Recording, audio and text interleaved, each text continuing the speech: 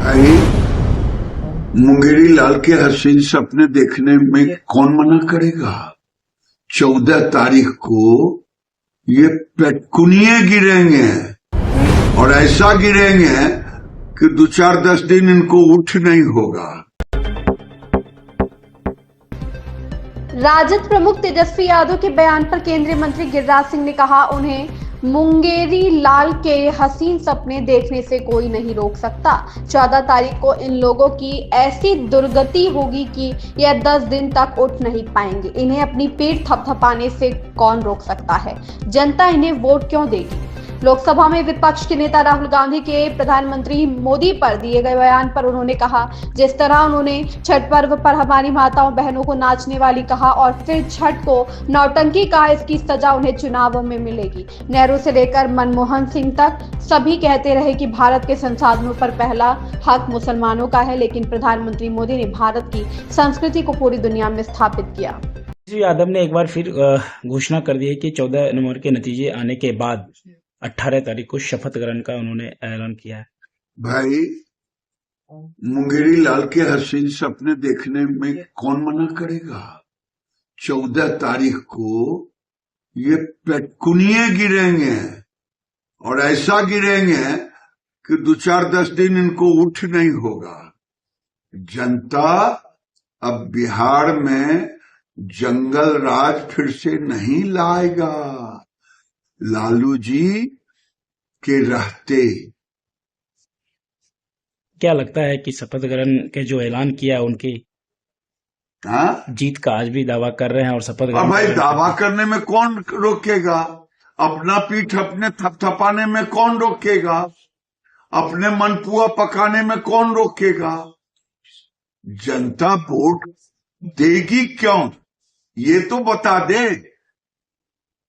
झूठ का पुलिंदा खड़ा करने से, फिर से जंगल राज लाने के लिए, फिर से गड्ढों में सड़क की सड़क में गड्ढा, फिर से चरवाहा विद्यालय खोलने के लिए। अब बढ़ता बिहार बनता बिहार है, जहां हर जिले में मेडिकल कॉलेज, इंजीनियरिंग कॉलेज खुल रहा है। लोगों में खुशहाली आ रही है। इसलिए ये सपना देखे लेकिन हो।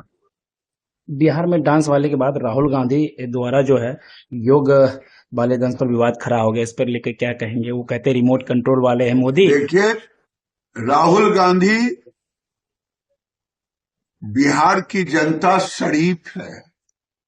नहीं तो जिस ढंग से छठ पर्व में हमारी मां बहनों को नाचने का कहा कि अर्घ देती हैं चारों बगल घूम करके, और मोदी जी को कहा, और फिर छठ को नौटंकी कहा।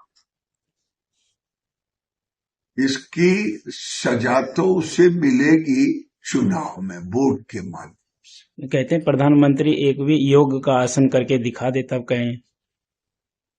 अरे मूर्ख, नेहरू से लेकर के मनमोहन तक केवल यही कहते रह गए कि यहाँ के संसाधन पर पहला अधिकार मुसलमानों का है। इसके सिवा कुछ किया। मोदी जी ने भारत की संस्कृति, भारत का योग को पूरे दुनिया में स्थापित किया, और आज आपके सर्टिफिकेट की जरूरत नहीं है। दुनिया जानता है वो योग करते हैं कि नहीं करते हैं, सब जानते। ऑपरेशन सिंदूर के बाद राहुल गांधी बोले क्या कि वो रिमोट कंट्रोल से चलते हैं प्रधानमंत्री, और जो है उनके निर्देशों का पालन करते हैं ट्रंप। राहुल गांधी, ये इंदिरा जी का जमाना नहीं है कि परमाणु बम का परीक्षण अमेरिका के दबाव में नहीं किए। ये मोदी का युग है, जो कहा कि भारत के किसानों के हित से हम कभी खिलवाड़ नहीं करेंगे, और अपनी बात किसानों और देश के हित में।